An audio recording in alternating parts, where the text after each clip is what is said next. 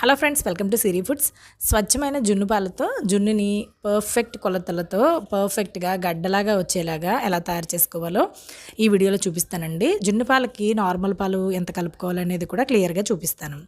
ముందుగా ఒక గిన్నె తీసుకుని ఒక గ్లాసుడు జున్ను పాలని వేసుకోవాలి. ఈ జున్ను పాలు చిక్కగా ఉండి కొద్దిగా పసుపచ్చ రంగులో ఉంటాయి.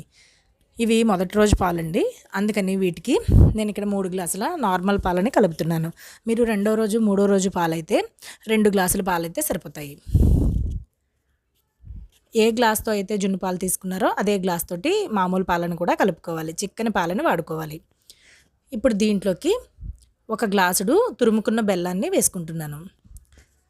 1/2 టీ స్పూన్ మిరియాల పొడి, మంచి సువాసన కోసం 1/2 టీ స్పూన్ యాలకుల పొడిని కూడా వేసుకుని మనం వేసిన బెల్లం అంతా కూడా మొత్తం పాలల్లో కలిసిపోయే విధంగా బాగా మిక్స్ చేసుకోవాలి. ఎక్కడ బెల్లం ముక్కలు అవి ఉండకూడదండి.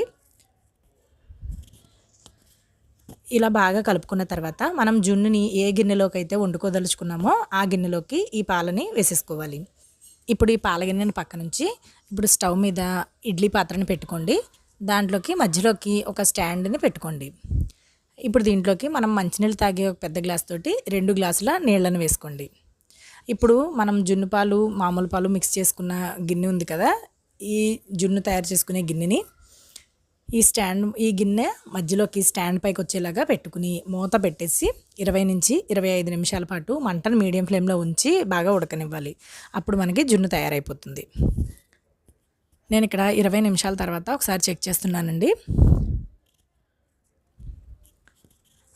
ఇలా మూత తీసి ఇలా ఒక పుల్లతో కానీ లేదంటే చాకుతో కానీ మనం లోపలికి గుచ్చి చూసినట్లయితే ఇక్కడ మనకి ఏమీ అంటుకోలేదనుకోండి, జున్ను పర్ఫెక్ట్గా ఉడికిపోయిందని అర్థము.